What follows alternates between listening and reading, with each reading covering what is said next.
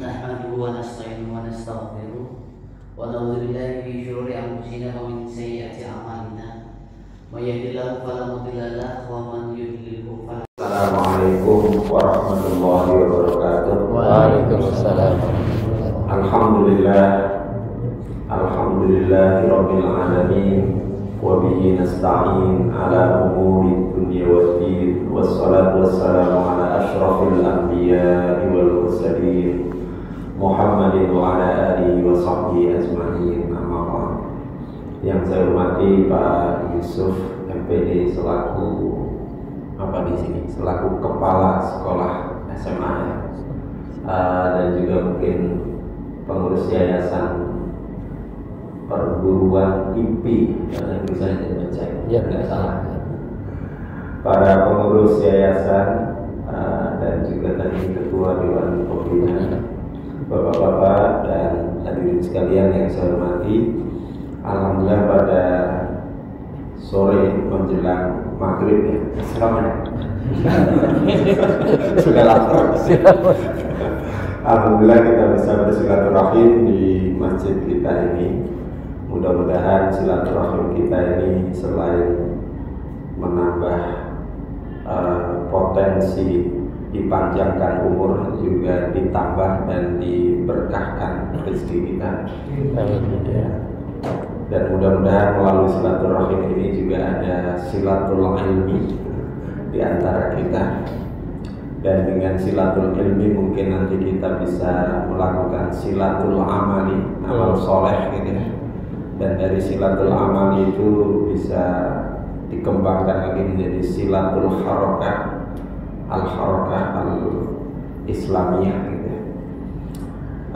Salawat dan salam mari kita sampaikan kepada junjungan Nabi besar kita Nabi Muhammad SAW beserta keluarga, para sahabat dan pengikutnya semua. Tadi Pak Raswan minta untuk menyampaikan sedikit, tapi yang ahli ini saya Pak Gofur soal zakat dari BAI. Kalau PBA kurang ini. Namun gini ya, secara umum salah satu rukun Islam yang dalam tanda petik belum terlalu menjadi perhatian besar itu adalah zakat. Saya kemarin mendengar informasi dari Basnas, dari wakil ketua Basnas Pak Mukhlis Hanafi kalau tidak salah, potensi zakat umat Islam di Indonesia itu saya masih ingat angkanya 371 triliun, di atas yang dikorupsi kemarin. Yang dikorupsi kan 271 kan. Ya, tapi yang aneh itu potensinya ya, mestinya bisa sampai situ. Cuman realisasinya itu hanya 41 triliun. Jadi masih jauh sekali. Baru sekitar berapa kemarin dihitung itu sekitar nggak sampai 14-an sampai 15% saja yang terrealisasi.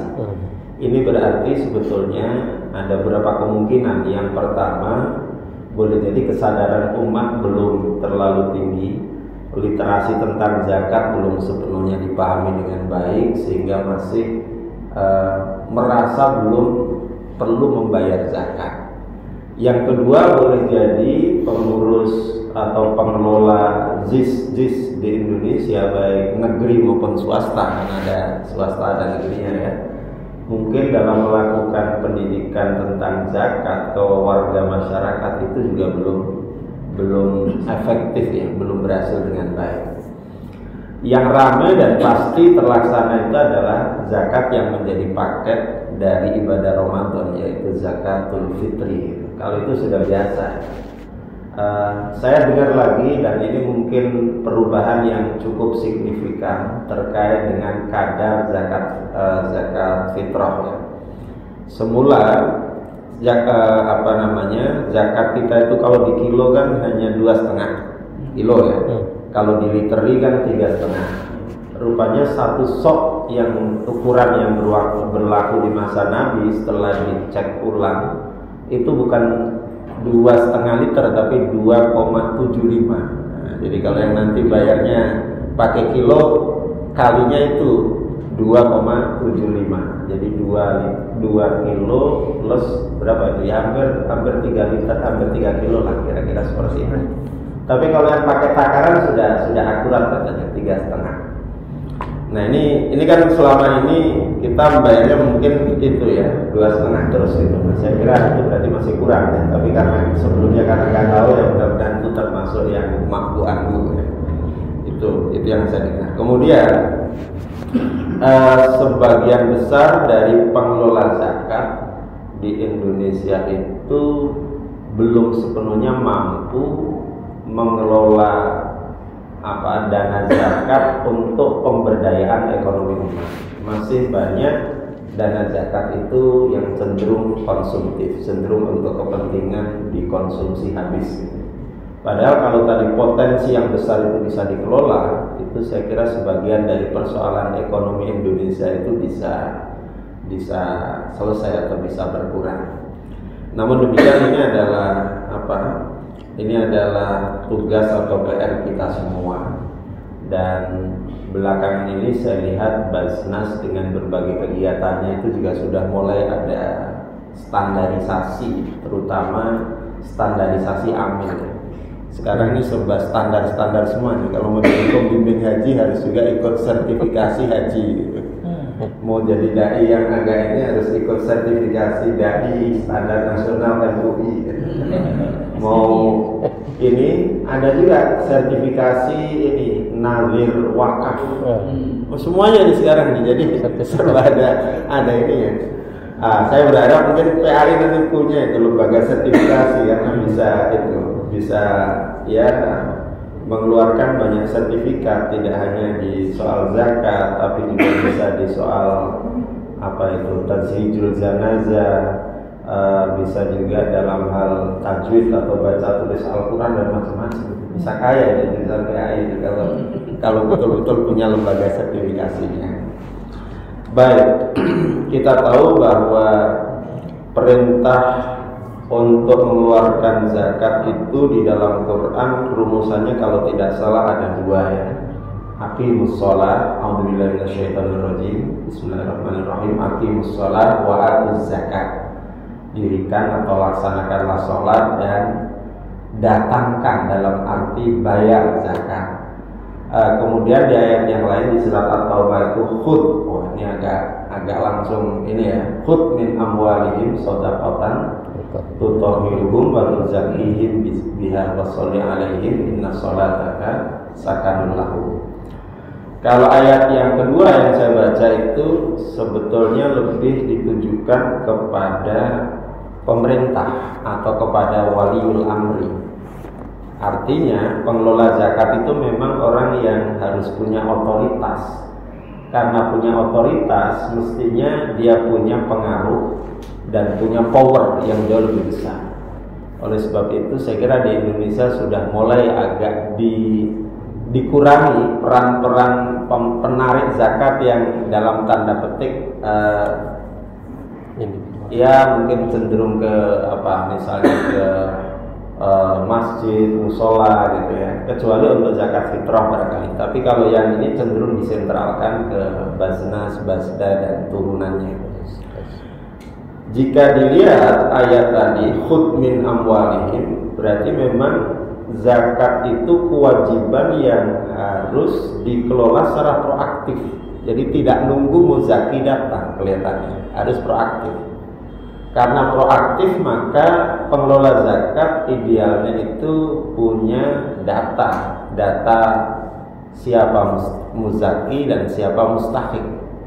Saya belum pernah melihat itu. Ada nggak data nasional tentang muzaki dan mustahik itu? Paling hanya di sekitar lingkungan kita saja, misalnya di masjid mengumpulkan zakat mal, zakat fitrah, tapi ya di situ saja. Jika pendataan secara nasional itu bisa dilakukan, saya kira nanti distribusinya itu juga akan bisa merata. Banyak keluhan di akar rumput itu dia termasuk kategori mustahik, fakir, miskin, tapi nggak dapat. Karena beberapa hal, kadang-kadang misalnya pengelola atau amil di kalangan masjid tertentu itu bahasa mereka ini sentimen nih, nggak mau ngasih ke dia gitu, maunya ngasihnya ke sana gitu. Nah ini kan berarti datanya yang sebetulnya perlu dipermasalahkan gitu. Jadi tema saya sekali lagi, zakat sebagai salah satu instrumen ekonomi atau pemberdayaan ekonomi umat ini memang perlu dioptimalkan ya, fungsi, peran dan kontribusinya bagi umat. Di masa Abu Bakar, kenapa orang yang ingkar bayar zakat itu dimusuhi, diperangi bahkan, itu alasannya sederhana dan alasannya itu sangat-sangat apa kalau boleh saya katakan sangat logis dalam perspektif integrasi kalau dalam bahasa sekarang ya. Mengapa? Karena kata Abu Bakar, saya akan terus memerangi orang yang memisahkan antara sholat dan zakat. Padahal perintah ayatnya itu dibarengkan, aqimus sholat wa atuz zakat sebanyak, dan yang redaksinya setara dengan itu sekitar berapa? 53 atau 52 itu di surat di Al-Quran. Jadi saya akan terus memerangi orang yang tidak mau membayar zakat meskipun dia sholat, atau orang yang memisahkan antara sholat dan zakat. Jadi Abu Bakar itu sudah punya konsep integrasi antara sholat dan zakat gitu. Nah saya kira, hemat saya ya, ke depan mungkin edukasi tentang zakat bagi kita semua, bagi siapapun itu menjadi sangat penting ya. Karena boleh jadi ada sebagian di antara umat Islam ini yang karena ketidaktahuannya dia akhirnya tidak mengeluarkan zakat. Padahal banyak yang mestinya termasuk bisa dipungut itu zakatnya ya.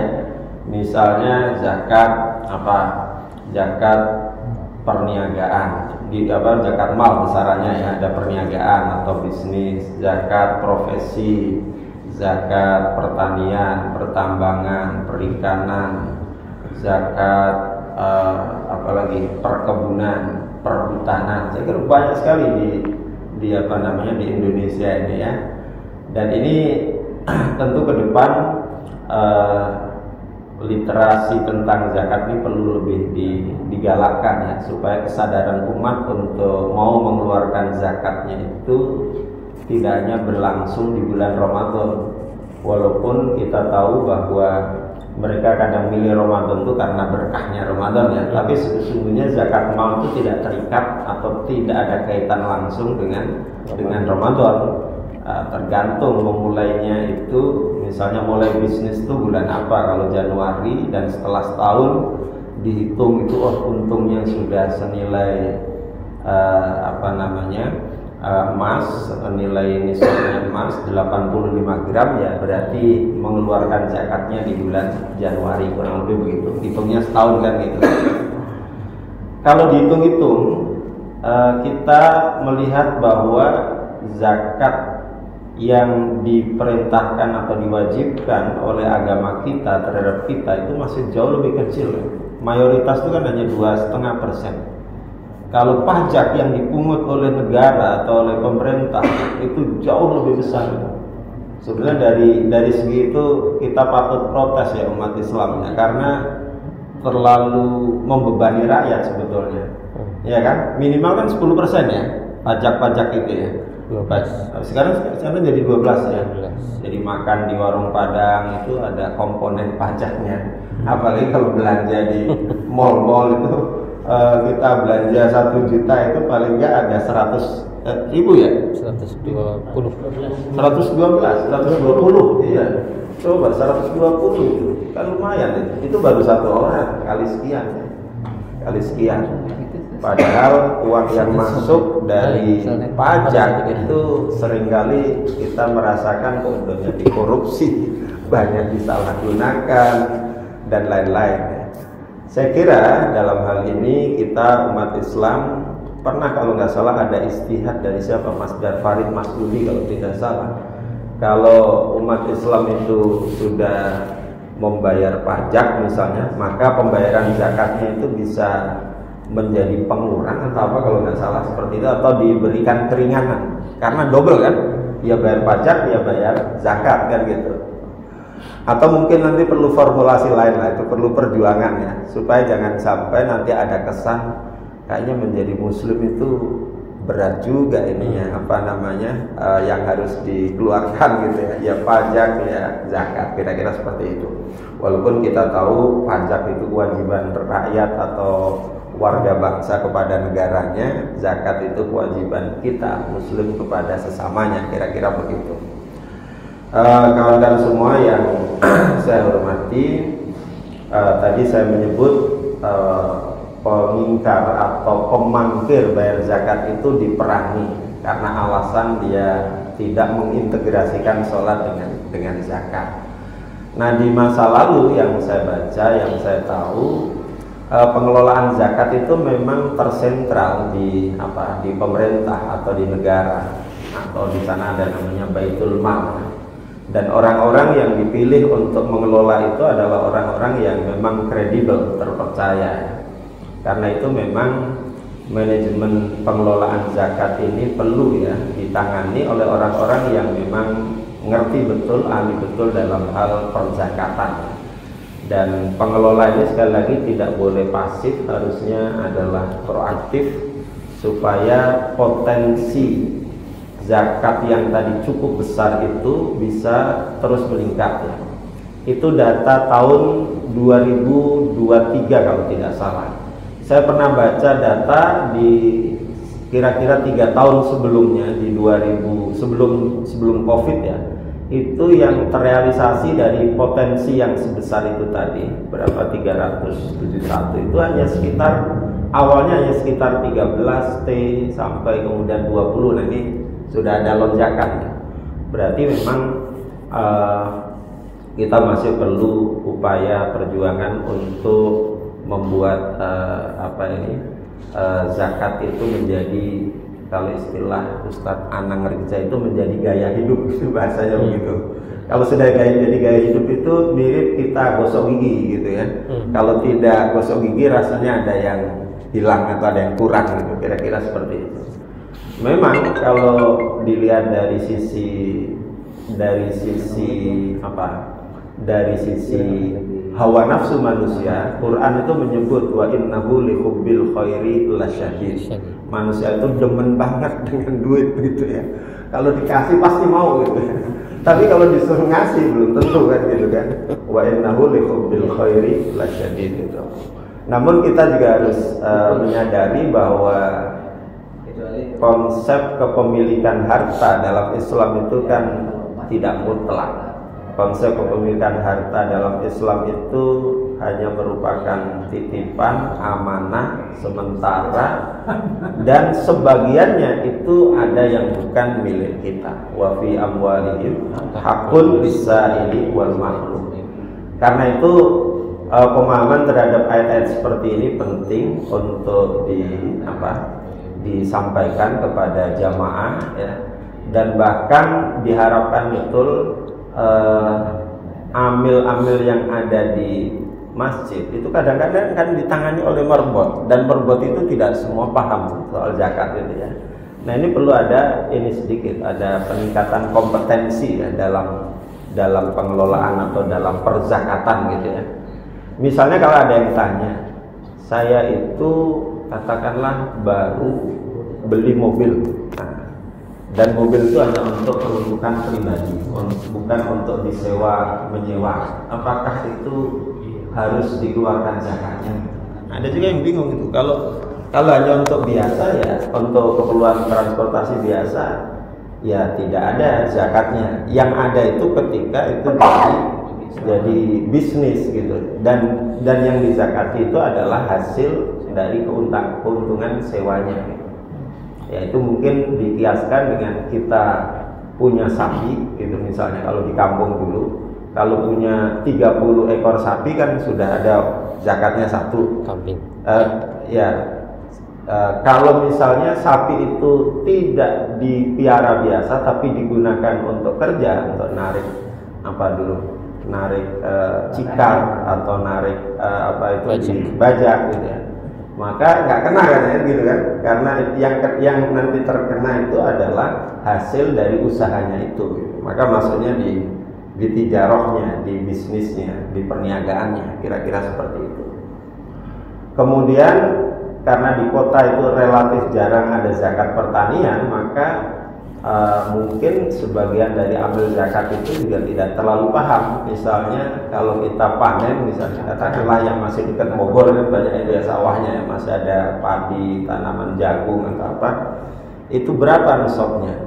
Apakah hanya bayar sekali saja atau setiap panen? Kadang-kadang juga belum sepenuhnya paham itu para pengelola zakat itu. Itu yang paling nggak saya dengar atau yang saya amati dari dekat ya.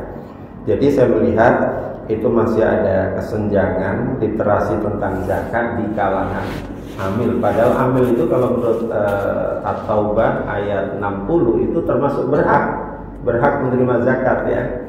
Karena apa? Karena jasanya, karena profesionalitasnya, karena bukan karena dia itu misalnya sudah kaya atau tidak, karena dia memang mengabdikan diri di situ. Jadi menurut hemat saya zakat sebagai instrumen sosial ekonomi ini menjadi sangat penting untuk lebih kita gairahkan, sehingga jangan sampai nasibnya seperti sila kelima Pancasila itu yang sering terlantar ya. Keadilan sosial itu kadang-kadang keadilannya belum ada, sosialnya sudah hilang duluan, SO-nya jadi sial. Jadi memang selalu begitu ya, di antara nilai-nilai itu kadang-kadang ada yang kurang mendapatkan perhatian. Nah, saya kira kita semua para ustadz, para ulama, para dosen itu mudah-mudahan termasuk kategori yang mudah-mudahan sudah sangat menguasai literasi tentang zakat. Bahkan sebetulnya buku terbesar itu tentang zakat sebetulnya, buku karya Yusuf Qaradawi itu, disertasinya itu paling tebal itu. Dibandingkan sholat saja itu masih tebelan zakat. Apalagi haji kan juga jarang yang tebel tipis-tipis. Jadi buku dalam Islam tentang rukun Islam itu paling tebal adalah zakat itu. Oleh karena itu maka jangan sampai tebelnya dapat tetapi pemasukan atau pendapatannya kurang dapat. Jadi ini tugas atau PR kita semua. Saya kira itu saja, sekedar sharing. Ini adalah ide-ide nakal seperti ini. Mudah-mudahan kita semua termasuk hamba-hamba Allah yang senantiasa menunaikan zakat, sehingga fungsi zakat yang disebutkan dalam hadis, baik zakat fitrah maupun zakat mal, itu betul-betul bisa mensucikan diri kita, jiwa kita dari sifat kikir, bakhil, dan sekaligus membersihkan harta kita dari yang bukan hak kita. Karena memang sekali lagi harta itu adalah titipan dari Allah, amanah yang harus dipertanggungjawabkan, dan itu akan justru memberati kita dalam hisab nanti di akhirat kalau kita tidak tunaikan apa yang menjadi kewajiban kita dengan membayarnya. Saya kira demikian. Mudah-mudahan ibadah puasa Ramadan yang tinggal 5 hari ya. 5 hari apa 6 hari? Ya 5,5. Ya. Kalau ada yang lebaran Selasa berarti 4 itu. Ini kan sudah Kamis kan? Jumat, Sabtu, Minggu, Senin, Selasa, 5. Mudah-mudahan ibadah Ramadan yang sudah diambang berakhir ini kita senantiasa diberikan oleh Allah kesehatan, diberikan oleh Allah kelancaran, dan bisa mengakhiri Ramadan itu dengan meraih predikat takwa ya. Takwa yang sebenar-benarnya, haqqatu qati. Bukan takwanya orang Betawi. Kalau takwanya orang Betawi itu katanya takut istri yang tua. Kalau istrinya 2 ya. Kalau istrinya 1 ya. Saya kira demikian, kurang lebihnya mohon maaf. Assalamualaikum warahmatullahi wabarakatuh. Waalaikumsalam. Masya Allah, terima kasih Ustaz, luar biasa ini bisa jadi tambahan materi kalau bahasnya. Kemarin saya di masjid itu di waktu kultum ada jamaah yang mampir. Ustaz katanya jarang ini yang bahas zakat katanya. Ya. Betul, ini gara-gara Ustaznya jarang bahas zakat katanya. Bahasnya sholat mungkin. Jadi walaupun Yusuf Qaradawi tebel, kitabnya ulama-ulama jarang ceramah tentang zakat. Yang ada sedekah aja mungkin. Mungkin karena takut, karena zakat itu ada undang-undangnya sekarang. Jadi sebetulnya udah ada ancamannya, siapa yang ngumpulin zakat tanpa izin, siapa yang menyalahkan itu ada. Satu lagi Ustaz, saya kemarin penasaran, kan di UIN ada komisioner zakat. Saya tanya, apakah sudah ada kajian berapa triliun zakat umat Islam yang tidak disetor ke lembaga? Yang tadi kan yang ke lembaga, ke Basnas, ke Laz, ya dan lain sebagainya ya. Katanya ada Ustaz sekitar 60 triliun. Tapi walaupun ada masih tetap kurang Ustaz. Iya, masih jauh dari itu. Masih jauh dari potensi. Dan ingat katanya potensi 371 itu bisa lebih lagi. Itu kan hanya perhitungan asumtif ya. Baik, ini yang terakhir saja. Doa ini ada permohonan khusus. Selain doa berkah untuk kita, ada permohonan dari ketua pembina saja. Dewan pembina yayasan yang insya Allah akan haji di tahun ini. Khusus ke Ustaz Abdul Ghafur untuk mohon untuk memimpin doa kepada beliau. Silakan. Doain takwa. Assalamualaikum warahmatullahi wabarakatuh. Waalaikumsalam warahmatullahi wabarakatuh. Haji, khusus ketua haji. Jadi minta dimudahkan. Kalau saya nggak minta dimudahkan, minta diluluskan.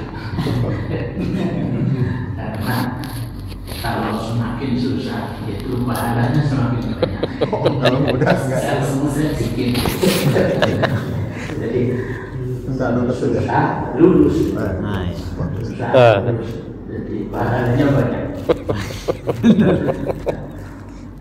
Nah, ujian juga begitu. Kalau ujian SD, yang lulus ijazahnya SD. Nah, pas ujian dokter, disertasi, dia ijazahnya dokter. Ini lebih susah ya. Dokter jelas itu. Ya. Untuk pemahaman kita bahwa orang yang paling ujiannya paling berat itu yang pahalanya paling berat, paling banyak. Siapa yang Nabi Muhammad Sallallahu Alaihi Wasallam. Terus berikutnya.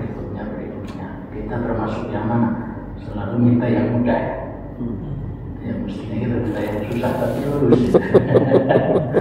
Mari kita sama-sama mulai tawasul kepada Allah Subhanahu kepada Rasul kita, khususnya Nabi kita Muhammad Sallallahu Alaihi Wasallam, dan juga dengan amal-amal kita semuanya. Mudah-mudahan semua doa kita nanti dikabulkan, khusus doa tadi untuk pimpinan dari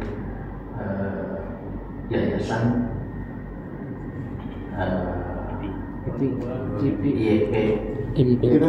IPI. Mudah-mudahan tadi lulus semuanya, dari mulai persiapan sampai nanti akhir, tahallul, balik lagi ke negeri kita lagi, dan lulus yang paling berat lagi, lulus menjaga hajinya. Jadi lebih berat lagi. Mudah-mudahan diluluskan semuanya, dan kita semuanya di sini yang belum sempat ibadah haji, mudah-mudahan juga dipanggil oleh Allah Subhanahu wa taala untuk melaksanakan rukun Islam yang kelima. على هذه النعمة والمنة صالحة إلى حضرة النبي محمد صلى الله عليه وسلم وآله وصحبه ومن والاه. أعوذ بالله من الشيطان الرجيم. بسم الله الرحمن الرحيم. الحمد لله رب العالمين الرحمن الرحيم مالك يوم الدين إياك نعبد وإياك نستعين اهدنا الصراط المستقيم صراط الذين أنعمت عليهم غير المغضوب عليهم ولا الضالين آمين يا رب العالمين. حمدا شاكرا حمدا يوافي نعمه ويكافئ مزيدا كما ينبغي لجلال وجهك وعظيم سلطانك. اللهم صل على سيدنا محمد وعلى آل سيدنا محمد كما صليت على سيدنا إبراهيم وعلى آل سيدنا إبراهيم في العالمين إنك حميد مجيد. اللهم يا الله نسألك بأسمائك الحسنى كلها وبأعظم أسمائك إليك وأشرفها عندك منزلة وأجزلها عندك ثوابا وأسرعها منك إجابة وباسمك المغفور المكنون الجليل الأجل الكبير الأكبر العظيم الأعظم الذي تحبه وترضى من دعاك به وتستجيب له بدعاءه. نسألك يا الله لا إله إلا أنت الحنان المنان الذي في السماوات والأرض ذو الجلال والإكرام عالم الغيب والشهادة الكبير المتعال. ونسألك يا الله باسمك العظيم الأعظم الذي إذا دعيت به أجبت وإذا سئلت به أعطيت يا الله. ونسألك باسمك الذي يذل لعظمة العظمى والملوك والسباع والهوام وكل شيء خلقته يا الله يا ربنا استجب دعوتنا كلها يا الله. ربنا يا الله اللهم آتنا من لدنك رحمة وهيئ لنا من أمرنا رشدا. ربنا آتنا في الدنيا حسنة وفي الآخرة حسنة وقنا عذاب النار وأدخلنا الجنة مع الأبرار يا عزيز يا غفار يا رب العالمين. وصلى الله على سيدنا محمد النبي الأمي وعلى آله وصحبه وسلم. سبحان ربك رب العزة عما يصفون وسلام على المرسلين والحمد لله رب العالمين. السلام عليكم ورحمة الله وبركاته.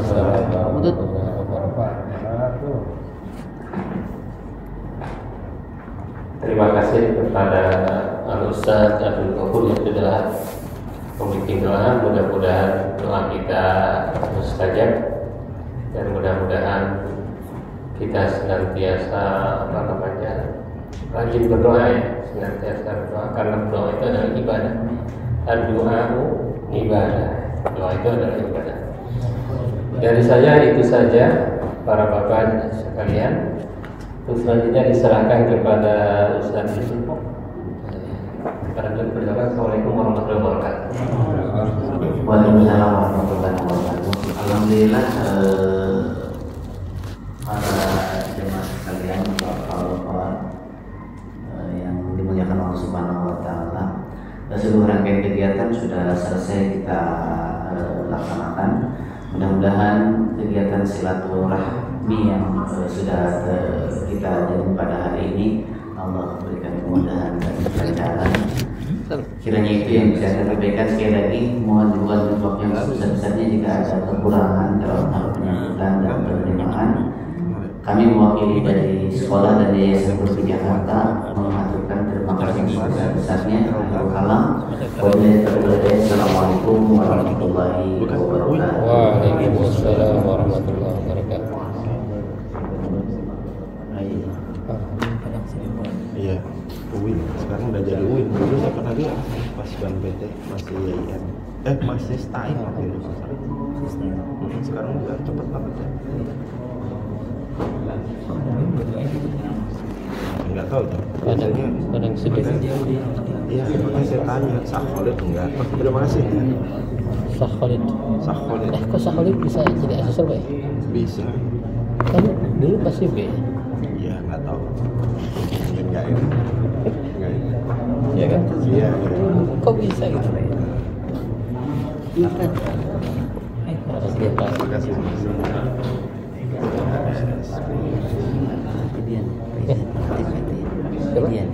Asep, dia dalam Pak Asep.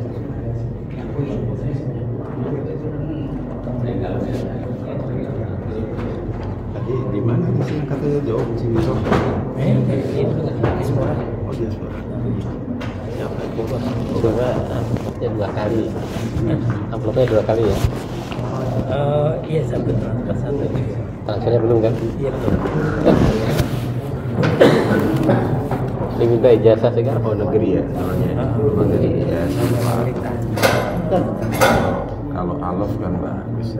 Kalau sampai segitu. Kemarin itu yang paling tinggi Pascal.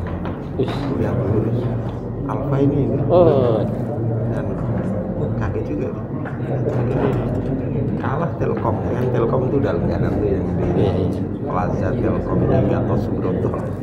Tapi itu Saya waktu ngisi di Alisan, ada Ustadz hadir di situ, dia nawarin kata nanti saya minta nomornya ya ke Pak Etok. si ini kan siapa namanya yang dari Aceh kan? Iya betul. Oh iya dari situ saya tuh. Ini sama ya. Saya belum ngerti saya juga. Lupa. Kalau dia tertarik sama ceramah saya jadi nanti ini dan kemarin hubungin tuh pas banget sih kosong. Katanya habis lebaran kata gitu. Oh ya mungkin nanti. Ya sama Pak, waktu di Batam katanya cocok. Oh iya, kalau di Telkom saya itu malah dianggap dari PBNU ya sudah biarin aja kan nomor dari PBN. dari PBNU Oh PBN. sudah penting yang penting Aman ya kita Karena itu ya. Suprayitnya ya cas katanya Suprayit tuh. saya dulu di BNP Dua Negara. Bapak iya tapi ini nggak jadi ceramah karena ya bis apa namanya yang pimpinan Dua Negara yang ini Banser Gusron ya Pak. Gusron Wahid. Gusron ya. Gusron Wahid. Dia itu apa begitu dia hadir nggak mau ada ceramah di sini. gitu Zahra. dikasih iya iya 2 tahun terakhir ini di rumah menteri masih ada Menteri Erlangga iya. saya kawan kebetulan yang saya ngisi di masjid Menpan itu Iya.